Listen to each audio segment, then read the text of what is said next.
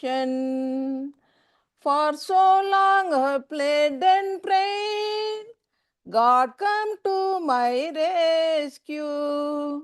Even so the thorn remains, still my heart will praise you. Storms within my troubled soul, questions without answers. On my faith these billows roll, God be now my shelter. Why are you cast down, my soul? Hope in him who saves you. When the fights are all grown cold, cause this heart to praise you. Oh, my soul, put your hope in God, my help, my rock, I will praise him. Sing, oh, sing, through the raging storm, you are still my God, my salvation. Should my life be torn from me, every worldly pleasure, when all I possess is grief, God be then my treasure. Be my vision in the night, be my hope and refuge, till my faith is turned to sight. Lord, my heart will praise you. Oh, my soul, put your hope in God, my help, my rock, I will praise him. Sing, oh, sing, through the raging storm, you are still my God, my salvation. Oh, my soul, put your hope in God, my help, my rock, I will praise him. Sing, oh, sing, through the raging storm, you are still my God, my salvation. Thank you, everyone. Praise the Lord. Brother Rebecca, thank you. And now we will listen to the word of God before we go into spend in prayer. Praise Lord అందరికీ praise Lord. Praise the Lord. దేవుని మహాకృపను బట్టి ఈ యొక్క మంగళవారం దినాన మనకు మరి ఒకసారి దేవుని చెంతకు ఒక సంఘముగా రావడానికి దేవుడిచ్చిన మహాకృపను బట్టి దేవదేవునికి వందనాలు తెలియజేస్తున్నాను. ఈరోజు దేవుని ప్రేరేపణను బట్టి వాక్యాంశముగా ఎబ్బేజు ప్రార్థన, జేబేజు ప్రార్థన గురించి అందరితో డిస్కస్ చేద్దామని అనిపించింది. దినవృత్తాంతములు, మొదటి దినవృత్తాంతములు 4వ అధ్యాయము 10వ వచనము చదువుకుందాము. దానికి ముందు ఒక చిన్న ప్రార్థన చేస్తాను. ప్రేమ గల మా ప్రియ పరలోకపు తండ్రి, స్తుతులకు పాత్రుడా, స్తోత్రార్హుడా, జీవం గల మా దేవ, మా ప్రభువా, మమ్మలను మిక్కిలిగా ప్రేమించి మీ ప్రాణం మా కొరకు పెట్టిన మా దేవ తండ్రి, స్తోత్రం నాయన, స్తోత్రం తండ్రి. ప్రభా, ఈ యొక్క సాయంకాల దినమున సంఘముగా చేరి మిమ్మల్ని స్తుతించడానికి, మహిమపరచడానికి, మీరు ఇచ్చిన వాక్యమును ధ్యానించడానికి మీరు మాకు ఇచ్చిన సమయమును బట్టి మీకు వేలాది స్తోత్రములు. అయ్యా, ఈ దినమున నాయన ఎబ్బేజు ప్రార్థన ఏ విధంగా చేశారో నాయన అది ధ్యానిస్తూ ఉండగా, అయ్యా నన్ను మరుగు చేసి మీరే మాట్లాడండి. మీరు మాట్లాడే దేవుడివి తండ్రి, మీరు జీవము గల దేవుడివి నాయన, మమ్మల్ని చూస్తూ ఉన్న దేవుడివి తండ్రి, మమ్మలను కని ఉన్న దేవుడివి నాయన. మా ప్రభువా, మీకు వేలాది స్తోత్రములు నాయన. ఎబ్బేజులాగా మేము నమ్మకముగా, విశ్వాసముతోటి నాయన మీ యందు భయము భక్తి కలిగి జీవించే వారిగా ఉంటూ మిమ్మల్ని ఆత్మతోనూ సత్యంతోనూ ఆరాధించే వారి గుండా కృప చూపండి. ఎవరైతే ఇంకా లాగిన్ అవ్వలేదో వారి గురించి కూడా ప్రార్థిస్తున్నాం, సహాయం చేయండి నాయన మీ కృపను అందరికీ సమానముగా అందిస్తూ ఉన్నందుకు మీకు వేలాది స్తోత్రములు. అయ్యా స్తోత్రం నాయన. ఈ ప్రార్థన మా ప్రభువుని మీ ప్రియకుమారుడైన యేసుక్రీస్తు జీవం గల శ్రేష్టమైన పరిశుద్ధమైన నామమున ప్రార్థించి అడిగి వేడుకొంచున్నాం మా ప్రియ పరలోకపు తండ్రి. ఆమేన్. ఆమేన్. యా సో ఈరోజు మొదటి దినవృత్తాంతములు 4వ అధ్యాయము 10వ వచనము చూద్దాము. ఎబ్బేజు ప్రార్థన, Jabez, the prayer of Jabez. మొదటి దినవృత్తాంతంలో 4వ అధ్యాయము 10వ వచనము నేను చదువుతున్నాను. ఎబ్బేజు ఇశ్రాయేలీయుల దేవుని గురించి మొర్రపెట్టి, నీవు నన్ను నిశ్చయముగా ఆశీర్వదించి నా సరిహద్దును విశాలపరిచి నీ చెయ్యి నాకు తోడుగా ఉండ దయచేసి నాకు కీడు రాకుండా దానిలో నుండి నన్ను తప్పించుము అని ప్రార్థింపగా దేవుడు అతడు మనవి చేసిన దానిని అతనికి దయచేసిన. దేవుడు అతడు మనవి చేసిన దానిని అతనికి దయచేసిన. ఇంగ్లీష్లో Jabez called upon the God of Israel, saying, "Oh, that you would bless me and enlarge my border, and that your hand might be with me, and that you would keep me from harm, so that it might not bring me pain." So ఈ ఎబ్బేజు యొక్క తన యొక్క background కనుక చూస్తే, ఎబ్బేజు యూదా గోత్రమునకు సంబంధించిన వ్యక్తిగా ఉంటూ ఉన్నాడు. తర్వాత 9వ వచనంలో ఎబ్బేజు తన సహోదరుల కంటే ఘనము పొందిన వాడై ఉన్నాడు. తర్వాత 10వ వచనంలో ఎబ్బేజు యొక్క తల్లి వేదనతోటి 9వ వచనంలో ఉంది. వేదన పడి ఇతని కంటిని అని అతని తల్లి అతనికి ఎబ్బేజు అని పేరు పెట్టాను. ఎబ్బేజు అంటే pain. Jabez meaning sorrowful, the son of sorrow. తర్వాత ఇంకా నేను ధ్యానం చేస్తా ఉన్నప్పుడు ఇంకా ఇలాంటి పేరు, నెగిటివ్ పేరు, అది దేవునిలో అది ఏ విధంగా మధురంగా మారింది అనేది నేను ధ్యానించినప్పుడు, యాకోబు కుమారుడు రేచెల్కి, యాకోబుకి పుట్టిన కుమారుడు రేచెల్ వేదన పడి కుమారుని కన్నప్పుడు అతనికి బెనోని, వేదన పుత్రుడు అని పేరు పెట్టింది. కానీ యాకోబు దాన్ని బెన్యామీను అంటే నా right hand, son of right hand అని మీనింగ్ అనమాట బెన్యామీన్కి. తర్వాత నయోమి గురించి కూడా చూస్తే, నయోమి అంటే స్వీట్. కానీ రూతు గ్రంథంలో మొదటి అధ్యాయంలో నయోమి అక్కడ కష్టాలు పడి తిరిగి యెరూషలేముకి వచ్చినప్పుడు, బెత్లెహేముకి, అక్కడ తను ఎక్స్ప్రెస్ చేస్తుంది అనమాట, నా పేరు స్వీట్ కాదు, నా పేరు బిట్టర్నెస్, చేదుగా అయింది నా జీవితం. ఎందుకంటే తన యొక్క భర్త చనిపోయి అక్కడ పరాయి దేశంలో తన 2 పిల్లలు కూడా చనిపోతే రూతుతో పాటు ఒక్కతే వచ్చినప్పుడు తను ఆ కష్టాలు అవన్నీ గుర్తు చేసుకుంటా, నాది మధురమైన జీవితం కాదు, నా జీవితం చేదు కలిగిన జీవితం అని చెప్పినప్పుడు, 4వ అధ్యాయంలో మళ్ళీ చుట్టుపక్కల అందరూ నీ పేరు చేదు కాదు, you are sweet, you are మంచి స్వీట్నెస్ ఉన్న పేరు అని చెప్పనని చుట్టుపక్కల వారందరూ అంటారనమాట. సో అట్టా దేవుని గురించి, దేవునితో మనం ప్రార్థన చేసినప్పుడు ఆయన మన యొక్క పెయిన్ని, లేకపోతే మనం పోతున్న ఆ నెగిటివ్ ఎన్విరాన్మెంట్ని గాడ్ కెన్ కంప్లీట్లీ చేంజ్. ఈ పేర్ల గురించి మనం చూసినప్పుడు, మనం పిల్లలకు కూడా మనం పుట్టినప్పుడు మనం పిల్లలకి పేర్లు పెట్టేటప్పుడు మనం ఏటి పరిస్థితులు గుండా పోతామో అవి చూసి మనకి పిల్లల పేర్లు పెడతాము. తర్వాత తల్లిదండ్రులుగా మనకున్న యొక్క విశ్వాసం యొక్క స్థాయి లెవెల్ని బట్టి మనం పిల్లలకి పేర్లు పెడతాం. కొంతమంది ప్రవక్తల పేర్లు పెడతారు, కొంతమంది రాజుల పేర్లు పెడతారు కదా. సో పేరు పెట్టడం అనేది ఒక మంచి ప్రామినెన్స్ ఉంది మనకి, అన్ని కమ్యూనిటీస్లోనూ ఉంది. అది ఒక క్రైస్తవ్యంలోనే కాదు, అన్ని కమ్యూనిటీస్లోనూ కూడా పిల్లలకి మంచి పేరు పెట్టాలి, వారు మరింతగా అభివృద్ధి చెందాలి అని తల్లిదండ్రులు ఎంతగానో భావిస్తారు.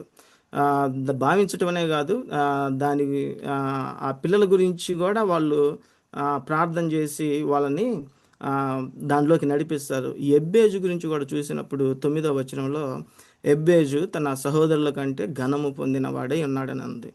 ఘనము పొందినవాడంటే వాళ్ళ అన్నదమ్ములతోటి పోలిస్తే ఎబ్బేజు యొక్క యాటిట్యూడ్, పాజిటివ్ యాటిట్యూడ్స్ కానీ ఆ ఎబ్బేజు యొక్క ఆ, జీవితాన్ని చూసినప్పుడు అతను చాలా ఎంతో అభివృద్ధి చెందినవాడిగా,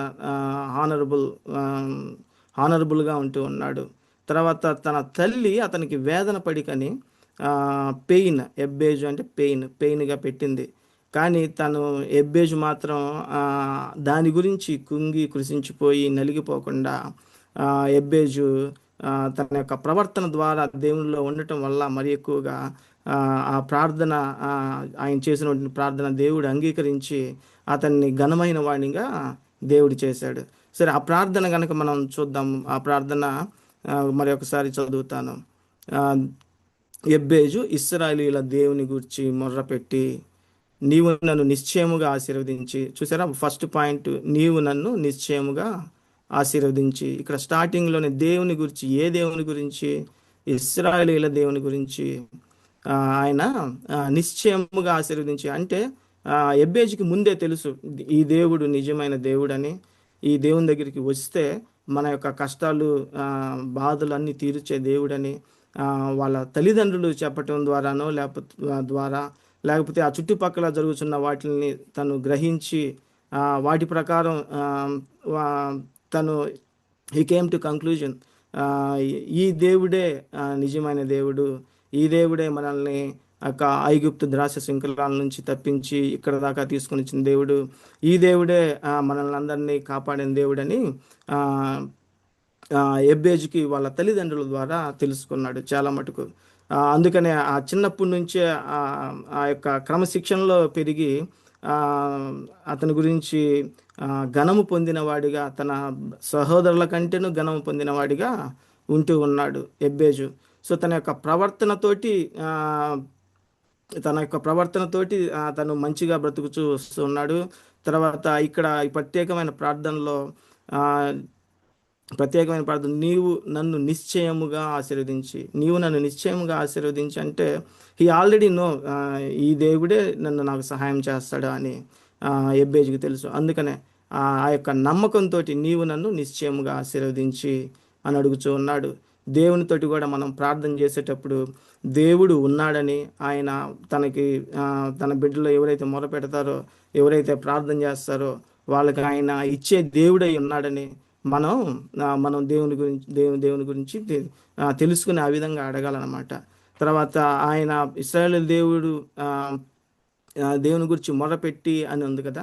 సో దాంట్లో ఆ దేవుని గురించి మొరపెట్టి అని అంటే, దేవుడు అంటే హీఈస్ అ ప్రొటెక్టర్ అని, హీ గివ్స్ సాల్వేషన్ అని, he gives he put his right hand and leaders అని. తర్వాత నా సరిహద్దులను విశాలపరిచి అని ఉంది. నా సరిహద్దులను విశాలపరిచి అంటే ఎబ్బేజు ఇక్కడ ఒక విశాలపరిచి అంటే మనకి వరల్డ్లీగా చూస్తే he's asking about more expansive territory అని అనిపిస్తుంది. కానీ ఇక్కడ మనం గనక చూస్తే ఈ యొక్క ప్రార్థనలో దైవికంగా, స్పిరిచువల్గా గనక చూస్తే మనం ఎబ్బేజు దేవుణ్ణి అడుగుతూ ఉన్నాడు. ఏమనంటే, నన్ను ఆశీర్వదించి, నా సరిహద్దును విశాలపరిచి అంటే నాకు ఎక్కువ అవకాశాలు ఇవ్వమని, నాకు ఎక్కువ రెస్పాన్సిబిలిటీస్ దయచేయమని, నాకు మరి ఎక్కువగా ఆశీర్వాదం ఇస్తే నేను ఇంకా మరి ఎక్కువగా చేస్తానన్న దాంతో అడుగుతూ ఉన్నాడు అనమాట. సో మొదటిగా ఆయన దేవుడు నిశ్చయంగా ఇచ్చే దేవుడు అయి ఉంటున్నాడని. తర్వాత రెండవ పాయింట్లో మనం చూస్తే ఆయన్ని మన యొక్క రెస్పాన్సిబిలిటీస్, మరి ఎక్కువ ఆపర్చునిటీస్ ఇచ్చే దేవునిగా దేవుణ్ణి అడగాలి. తర్వాత మూడవది కనుక చూస్తే, నీ చెయ్యి నాకు తోడుగా దయచేసి. సో దేవుడు కూడా చాలాసార్లు మనకి చెప్పాడు కదా, నా కుడి హస్తమును మీ మీద ఉంచి మిమ్మల్ని నడిపిస్తూ ఉన్నానని. ఇక్కడ ఎబ్బేజు కూడా దేవుణ్ణి అడుగుతూ ఉన్నాడు, దేవా నీ యొక్క హస్తమును నా మీద ఉంచి నన్ను దయచేసి నన్ను నడిపించుము అని. అడుగుచూ ఉన్నాడు. సో ఎంత మంచి ప్రార్థన కదా. దేవుడు ఉన్నాడని ఆయన ఎరిగి ఉన్నాడు. తర్వాత దేవుడు ఖచ్చితంగా తనని ఆశీర్వదిస్తాడని గ్రహించి ఉన్నాడు. తర్వాత ఆ, తన యొక్క ఇహలోకపరమైన ఐసెట్స్ని, లేకపోతే తన యొక్క సరిహద్దులను విశాలపరచమని అడుగుచూ ఉన్నాడు. తర్వాత నీ చెయ్యి నా మీద ఉంచి నడిపించుము అని అడుగుచూ ఉన్నాడు. తర్వాత నాకు కీడు రాకుండా దానిలో నుండి నన్ను తప్పించుము అని.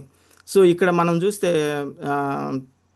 కీడులోనికి రాకుండా దుష్టుని తప్పించమని పరలోక ప్రార్థనలో యేసుక్రీస్తు ప్రభుల వారు మనకి నేర్పించినట్టుగా ఉంటూ ఉంది. ఈ ప్రార్థన ప్యాటర్న్ కూడా చూస్తే మనకి పరలోకమందున మా తండ్రి నీ నామం పరిశుద్ధపరచబడునుగాక అన్నట్టు ఆ ఫస్ట్లో నీవు నన్ను నిశ్చయముగా దీవిస్తావు అని అంటే ఆయన మీద, దేవుని మీద మరి ఎక్కువ నమ్మకాన్ని కలిగి ఉన్నాడు అని అనిపిస్తూ ఉంది. తర్వాత నీ రాజ్యము వచ్చుగాక, నీ చిత్తము పరలోకమందు నెరవేర్చినట్లు భూమి మీద నెరవేరుగాక, మా నిదిన ఆహారం నేడు మాకు దయచేయము అంటే ఇక్కడ సరిహద్దును విశాలపరచుము అనే దాంట్లో కూడా God please provide my daily sources, నా యొక్క అనుదిన ఆహారం మాకు దయచేయమనేది కూడా వస్తుంది ఇక్కడ. సో ఆ యొక్క ప్రార్థన దేవునికి ఇంపైన ప్రార్థనగా ఉంటూ ఉంది. ఈ ప్రార్థన దేవుని నేర్పించిన ప్రార్థనకు చాలా దగ్గరగా ఉంటూ ఉన్నది. 4వ పాయింట్గా చూస్తే దయచేసి నాకు కీడు రాకుండా దానిలో నుండి నన్ను తప్పించము. మనం కూడా పరలోక ప్రార్థనలో దుష్టుని నుండి తప్పించము, ఏ కీడును మా దగ్గరికి రాకుండా దుష్టుని నుంచి తప్పించమని ఉంది కదా. సో ఎబ్బేజు ప్రార్థన చేస్తూ ఉన్నాడు. తన యొక్క పేరులో ఉన్న ఆ యొక్క పెయిన్ని పక్కన పెట్టేసి దేవుని గొప్పతనాన్ని ఎరిగిన వాడుగా ఉంటూ ఉన్నాడు. ఇంకా మనం దావీదు జీవితంలో కూడా చూస్తే మొదటి సమూయేలు 30వ అధ్యాయంలో ఉంది. ఒక మంచి ఇన్సిడెంట్ జరిగింది అప్పట్లో. ఫస్ట్ శామ్యూయల్ చాప్టర్ 30 స్టార్టింగ్ నుంచి చెప్తాను. అప్పుడు వాళ్ళు దావీదు అతని జనులు 3వ దినం నందు సిక్లగునకు వచ్చిరి. అంతలో అమాలేకులు దండెత్తి దక్షిణ దేశం మీదను సిక్లగు మీదను పడి కొట్టి దానిని తగులబెట్టి గనులనేమి అల్పులనేమి అందులో ఉన్న ఆడు వారందరినీ చెరపట్టుకొని చంపక వారిని తీసుకుని వెళ్ళిపోయి ఉండేది. దావీదును అతని జనులను పట్టణంకు వచ్చి అది కాల్చబడి ఇండుటయు, తమ భార్యలను కుమారులను కుమార్తెలను చెరలోనికి కొనిపోబడి ఇండుటయు చూచి ఇక ఏడ్చుటకు శక్తి లేకపోవునంత బిగ్గరగా ఏడ్చిరి. ఎజ్రాయేలీయురాలైన అహినోమయి, కర్మేలీయుడైన నాబాలు భార్య అయిన అబీగయిలు అను దావీదు 2 భార్యలను చెరలోని కొనిపడబాగా చూచి దావీదు మిక్కిలి దుఃఖపడెను. మరియు తమ కుమారులను బట్టి కుమార్తెలను బట్టి జనులందరికీ ప్రాణం విసిగినందున రాళ్ళు రువ్వి దావీదును చంపుదమని వారు చెప్పుకొనగా, వాళ్ళందరూ అమాలేకులు వచ్చి వాళ్ళ కుటుంబాన్ని, తర్వాత వాళ్ళ పిల్లలను, భార్యను, వారి ఉన్న సంపద అంతా దోచుకొని వెళ్ళిపోయినప్పుడు అక్కడ చుట్టుపక్కల ఉన్న వాళ్ళంతా దావీదుని తిడతారు. తిట్టడమే కాదు, ఇక్కడ రాళ్లతో కొట్టి చంపుదామన్న అంత కోపంతో వాళ్ళు రెడీ అయిపోయారు అనమాట. సో అంతటి భయంకరమైన స్థితిలో దావీదు ఏమని చెప్తుంది, దావీదు రెస్పాన్స్ చూస్తే మనకి చాలా సంతోషం వేస్తుంది. దావీదు తన దేవుడైన యెహోవాను బట్టి ధైర్యం తెచ్చుకునేను. చూసారా, అంత భయంకరమైన బాధ, పెయిన్లో పిల్లలు వెళ్ళిపోయి, భార్యలను తీసుకెళ్ళిపోయి, తన యొక్క ఆస్తి మొత్తం అంతా టోటల్ లాస్ అనమాట. సో ఆ స్థితిలో మిగతా చుట్టుపక్కల వాళ్ళు, అతను అంత బాధలో ఉన్నప్పుడు కూడా ఆ చుట్టుపక్కల ఉన్న వాళ్ళు అతన్ని కొట్టి చంపుదామని ఆ స్థితిలోకి వెళ్ళిపోయినప్పుడు మనమైతే ఏం చేస్తాము, అక్కడి నుంచి పారిపోవాలని చూస్తాము కదా. లేకపోతే మనమన్న బతికుందామన్నట్టని మనం అక్కడి నుంచి పారిపోవాలని, తప్పించుకోవాలని చూస్తాం. కానీ దావీదు అట్ట చేయలేదు. దావీదు ఏం చేశాడు, దావీదు తన దేవుడైన యెహోవాను బట్టి ధైర్యం తెచ్చుకున్నాడు. మనం కూడా మన జీవితంలో కూడా ఎన్నో బాధలు, ఎన్నో పిల్లలకి హెల్త్ బాగలేకపోవటం, లేకపోతే ఇమిగ్రేషన్ ఇష్యూస్ రావటం, లేకపోతే మన చుట్టుపక్కల ఎవరికన్నా ఏదన్నా అయినప్పుడు మనం దాని గురించి ఆలోచించి డిస్కరేజ్ అయిపోవటం, తర్వాత అనేకమైన సంగతులు, అనేకమైన నెగిటివ్ థాట్స్ తోటి మనం ఉండటం, మన చుట్టుపక్కల కూడా అరే నువ్వు ఇలా పాపంలో ఉన్నావు కాబట్టి నీకు ఇలా జరిగింది, అరే నువ్వు ఈ విధంగా ఈ సంఘానికి వెళ్తున్నావు కాబట్టి నీకు ఇలా అయింది, నువ్వు సండే చర్చికి రావు కాబట్టి నీకు ఇలా అయింది, తర్వాత నువ్వు తాగుబోతనంలో ఉన్నావు కాబట్టి నీకు ఎలా అయింది అని రకరకాలుగా అందరూ ఆ, ఎవరైతే ఆ యొక్క పెయిన్లో పోతున్నారో వాళ్ళని మనం ఫస్ట్ చూసేది ఏంటంటే అదే నెగిటివ్ దృష్టి అనమాట. ఇలా చేసావు కాబట్టి నీకు ఎలా అయింది, ఆ, నీకు నీకు నీకు నిన్ను శిక్షించాలి అన్న తలంపుకే వెళ్ళిపోతారనమాట చుట్టుపక్కల అందరూ కూడా. కానీ దావీదు తన యొక్క దేవుని యందు ఉన్న భక్తి భయంతో నమ్మకంతో దావీదు చెప్తా ఉన్నాడు, దావీదు తన దేవుడైన యెహోవా నామమును బట్టి యెహోవాను బట్టి ధైర్యం తెచ్చుకునేను. తర్వాత దావీదు ఏఫోదుని తెమ్మని యాజకుడు అహీమెలకు కుమారుడు అబ్యాతారుతో చెప్పినప్పుడు ఏఫోద్ తెచ్చినప్పుడు దావీదు దేవుడిని అడుగుతాడనమాట, నేను వాళ్ళని పట్టుకోగలనా, తర్వాత నేను వాళ్ళని తరమగలనా అని 2 ప్రశ్నలు వేసినప్పుడు దేవుడు నిశ్చయముగా నేను వారిని మీకు అప్పగిస్తానని చెప్తాడనమాట.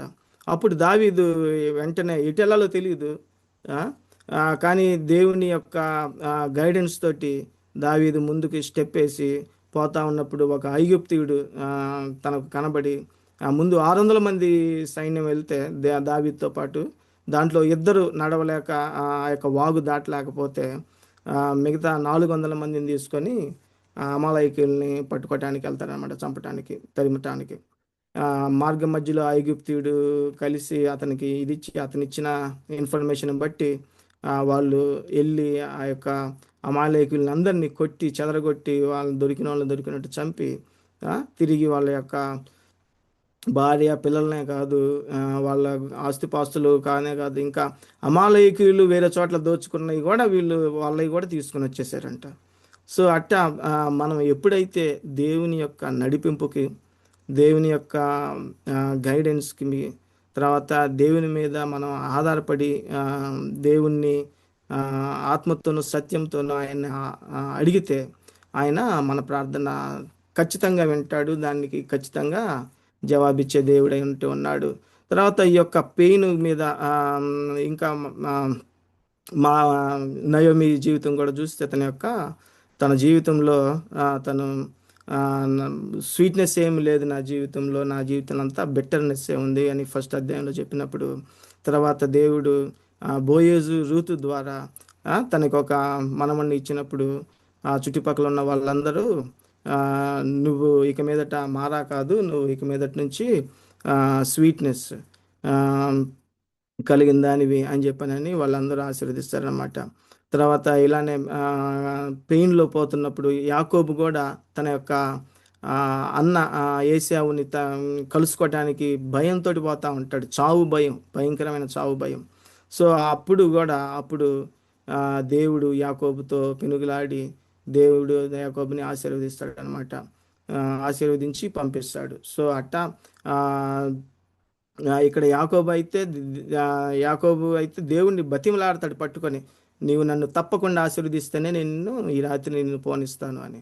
సో అటువంటి గట్టి పోరాటము, అంటే దేవుడే మనకి ఇవ్వాలి, దేవుడే మనకి ఇవ్వగలడు, నిశ్చయముగా దేవుడు ఇవ్వగలడు, నిశ్చయముగా నీవు నన్ను ఆశీర్వదిస్తే కానీ నేను నిన్ను వదలను అనే ఆ యొక్క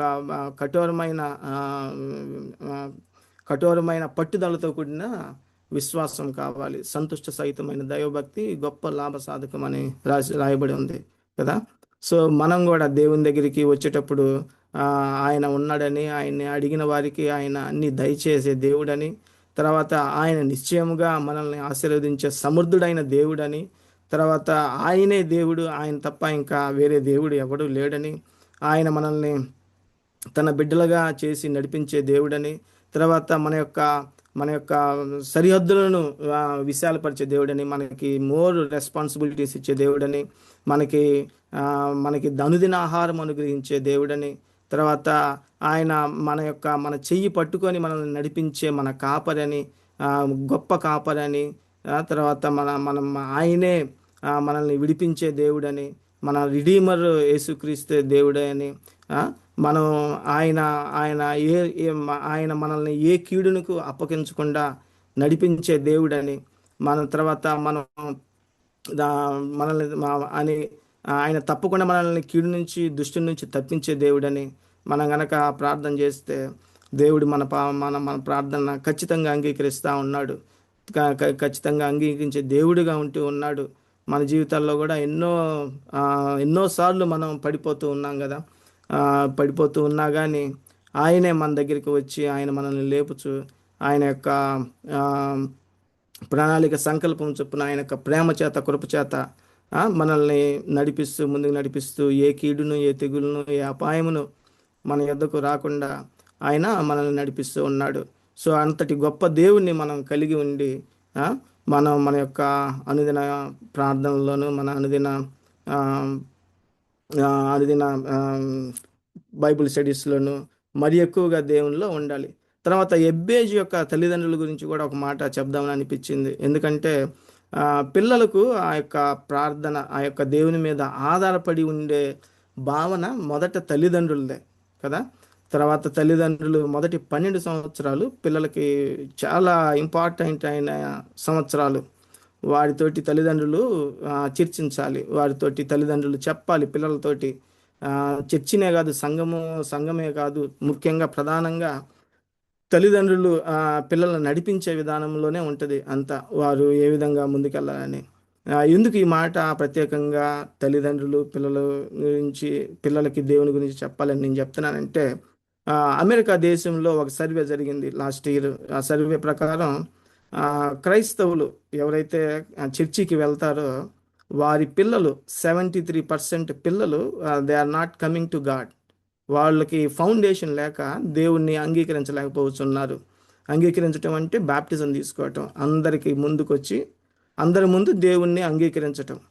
సో అది అందరూ చేయట్లేదంట. అందరూ VBSకి వెళ్తున్నారు, పిల్లలందరూ సండే స్కూల్స్కి వస్తున్నారు, తర్వాత దేవుని వాక్యం వింటున్నారు. కానీ 73% క్రైస్తవ కుటుంబాల పిల్లలు వారు దేవుణ్ణి అంగీకరించకుండా వాళ్ళు మిడిల్ స్కూల్కి, తర్వాత హై స్కూల్కి, కాలేజీకి వచ్చిన తర్వాత వారు తప్పు త్రోవ పడి పోవచ్చు ఉన్నారు. దేవుణ్ణి అంగీకరించట్లేదు. తప్పుడు త్రోవ పడిపోవటం అంటే వాళ్ళు డ్రగ్స్కి అలవాటని కాదు, కానీ నిజమైన దేవుణ్ణి వారు అంగీకరించటం లేదనమాట. సో ఎందుకు అంగీకరించడం లేదంటే వాళ్ళు చర్చికి వెళ్తున్నా అన్నీ చేస్తున్నారు, కానీ బహుశా నేను అనుకోవటం తల్లిదండ్రులు వారితోటి కూర్చొని మాట్లాడకపోవటము, లేకపోతే ఇంట్లో దైనందిన జీవితంలో తల్లిదండ్రులు దేవుని గురించి మరి ఎక్కువగా చెప్పకపోవటము. మోషే కూడా రాశాడు కదా, మీ యొక్క నుదుటిన బాసికములుగా కట్టుకోండి, మీ యొక్క విరుషులకి వాటిని తగిలించుకోండి, మీ యొక్క ద్వారబంధములకు మీ గోడలకు నా మాటలను పెట్టండి అని చెప్పి ఉంది కదా. సో పిల్లలతోటి మీరు ప్రతి దినము చర్చించండి, దాని గురించి మాట్లాడండి అని. ఇప్పుడు దావీదును కూడా తీసుకుంటే వాళ్ళ నాయనమ్మ రూతు కానీ వాళ్ళందరూ ఆ దేవుని గురించి మాట్లాడుతూ ఉండేవాళ్ళు. సో ఆ విధంగా ఆ పిల్లలకి ఆ యొక్క దేవుని మీద ఆధారపడటం అనేది వాళ్ళకి అలవాటైంది. అందుకనే ఎంత కష్టం వచ్చినా కానీ వాళ్ళు first they seek the God. దావీదు విషయంలో కానీ యేసేపు జీవితంలో కానీ వాళ్ళ యొక్క మాదిరికరమైన జీవితంతో వారి యొక్క అన్నదమ్ముల కంటే వారు ఘనముగా ఉన్నారు. సమూయేలు జెస్సీ దగ్గరికి వచ్చినప్పుడు జెస్సీ తన దావీదు తప్ప మిగతా కుమారులందరిని చూపించినప్పుడు దేవుడు వీళ్ళు కాదు, ఇంకొక అతను ఉన్నాడు, ఆయన పిలవండి అని అన్నప్పుడు సో దావీదు ఘనముగా ఎంచబడ్డాడు. ఎందుకంటే దావీదు, యేసేపు, వీళ్ళందరూ, జోసెఫ్, వీళ్ళంతా దేవుని కొరకు సమర్పించుకొని వారి యొక్క క్రియల ద్వారా దేవుణ్ణి మహిమపరిచిన వారిగా మనం చూస్తూ ఉన్నాము. సో మన పిల్లలకు కూడా వారు చిన్నప్పటి నుంచే దేవుని గురించి మనం చెప్పాలి, వారి దేవుని గురించి మనం మాట్లాడాలి. మనం దేవుని గురించి, అయ్యా నేను ఈ విధంగా కొన్నిసార్లు కష్టాల్లో పోయినప్పుడు దేవుడు నాకు సహాయం చేశాడు, దేవుడు ద్వారానే జరిగింది, ఇది మిరాకిల్, ఇది మామూలుగా జరిగేది కాదు. ఆ యొక్క స్వస్థత అనేది ఈ జ్వరం అని లేకపోతే కోవిడ్ వైరస్ కానీ ఇలాంటివన్నీ దేవుని ద్వారా జరిగే మనకి మేళ్ళు, వాటి నుంచి తప్పించి నడిపించే దేవుడు అని మనం పిల్లల దగ్గర మనం మాట్లాడాలి ఇట్లాంటివన్నీ. సో మాట్లాడితే వాళ్ళు ఒక టయానికి ఇప్పుడే కాకపోయినా వారు అది గమనిస్తూ ఉంటారు, మన జీవితం ఏ విధంగా ఉంది, మన చుట్టుపక్కల జీవితాలు ఏ విధంగా ఉన్నాయి, అవన్నీ వారు గమనించి దేవుని సమయం వారు దేవునిలోకి వస్తారు. సో కాబట్టి ఇక్కడ ఎబ్బేజు తల్లి గురించి ప్రత్యేకంగా వాళ్ళ తల్లిదండ్రుల గురించి ప్రత్యేకంగా చెప్పింది. ఎందుకంటే ఎబ్బేజు మరి ఎక్కువగా దేవునిలో ఉండటం వల్ల ఆయన ప్రార్థనను దేవుడు అంగీకరించినట్టుగా మనం చూస్తూ ఉన్నాము. మళ్ళీ ఒకసారి 10వ వచనంలో ఉంది. ఎబ్బేజు ఇశ్రాయేలీయుల దేవుని గురించి మొరపెట్టి, నీవు నన్ను నిశ్చయముగా ఆశీర్వదించి నా సరిహద్దును విశాలపరిచి నీ చెయ్యి నాకు తోడుగా ఉండ దయచేసి నాకు కీడు రాకుండా దానిలో నుండి నన్ను తప్పించుము అని ప్రార్థించగా ఇమ్మీడియట్ జవాబు చూసారా, దేవుడు అతడు మనవి చేసిన దానిని అతనికి దయచేసిను. Immediate response. మనం ఎప్పుడైతే మనం దేవుని యందు నమ్మకంగా బ్రతుకుతామో, తర్వాత పాపాలు చేయకుండా దేవుని ఆజ్ఞానుసారముగా మనం జీవిస్తామో, అప్పుడు మనకి వాగ్దానాన్ని మనమే. అప్పుడు మనం వాగ్దానం అని పట్టుకుంటాం, కానీ ఆ వాగ్దానం అయినా ఎప్పుడు నెరవేరిద్దంటే దేవుని ఆజ్ఞలు మనం కలిగి ఉండటం వల్ల, ఆ ఆజ్ఞలను మనం పాటించటం వల్ల, ఆయనకు ఇష్టముగా జీవించటం వల్ల అప్పుడు మనకి ఆ వాగ్దానాలన్నీ మనకు వస్తాయన్నమాట. బైబిల్లో ఉన్న వాగ్దానాలన్నీ మనవే. ఎప్పుడంటే ఆయన యొక్క కట్టలను, ఆజ్ఞలను, శాసనములను మనం శిరసా వహిస్తూ ఆయనే నిజమైన దేవుడని, ఆయన నిశ్చయముగా మనల్ని ఇటర్నల్ లైఫ్కి నడిపించే దేవుడని, ఆయన మన కొరకు వచ్చి మన కొరకు చనిపోయి తిరిగి 3వ దినం లేచి తిరిగి రానైన దేవుడని మనం గ్రహించి ఆయన నామమున, యేసుక్రీస్తు నామమున మనం అడిగితే దేవుడు మనల్ని తప్పకుండా మనం అడిగినదంతయు సఫలపరుస్త దేవుడిగా ఉన్నాడు. అడుగుడి మీకు ఇవ్వబడును, వెడుకుడి మీకు దొరకబడును, తట్టుడి మీకు తీయబడును. అడుగు ప్రతివానికి ఇస్తాను, వెదుకు ప్రతివానికి దొరకబడును, తట్టు ప్రతివానికి తీస్తాను అని దేవుడు చెప్పినాడు. అంత మట్టుగా కాదు, ఆయన అన్నిటికి మించి మీకు పరిశుద్ధాత్మ దేవుణ్ణి ఇస్తాను అంటూ ఉన్నాడు. ఇంకా అంతకంటే మనకేం కావాలి? మనం అడిగిన దానికంటే మనకి స్వస్థత కలిగినా కలగపోయినా, లేకపోతే మనకి పలాంది వచ్చినా రాకపోయినా పరిశుద్ధాత్మ దేవుణ్ణి ఇస్తాను అంటున్నాడు. మనకి ఇక్కడ షడ్రకు, మెషకు, అబేద్నెగో వారి యొక్క సాహసం గుర్తొస్తూ ఉంది. నెబుకద్నెజరు ఆ ప్రతిమకు మొక్కమన్నప్పుడు, ఓ రాజా, మేమైతే మొక్కం, కానీ మీరు మమ్మల్ని కాల్చకపోయినా మేమైతే మీకు మొక్కము. ఆ దేవుడు వచ్చి మమ్మల్ని రక్షింపకపోయినా మేము మాత్రం మీ ప్రతిమకు మొక్కం. ఎందుకంటే ఆ దేవుడే నిజమైన దేవుడు. ఆ దేవుడు మమ్మల్ని రక్షించగల సమర్థుడై అన్న దేవుడని వారు చెప్తారనమాట. సో అట్టా మనం కూడా ఆ దేవుణ్ణి ఆయనే చేయగలడని, తర్వాత ఆయన ఒకవేళ ఇచ్చిన ఇవ్వకపోయినా ఆయన మనకు పరిశుద్ధాత్మ దేవుణ్ణి అనుగ్రహిస్తాడని, మనం అది ఉంటే చాలు, పరిశుద్ధాత్మ దేవుడు మన దగ్గర ఉంటే చాలు అన్న కృత నిశ్చయంతో కనుక మనం ఉంటే మనకి ఆ శాంతి, సమాధానం మనకి ఎక్కడ దొరకదు, దేవుని దగ్గరే దొరికిద్ది అనమాట. సో అంత గొప్ప దేవుడిని మనం మన యొక్క ప్రార్థనలతోటి, మన యొక్క వినపములతోటి మనం ఆయన దగ్గరికి వెళ్దాము. ఈ కొద్ది మాటలను మన విడికిల్లో దేవుడు దీవించును గాక. ఆమేన్.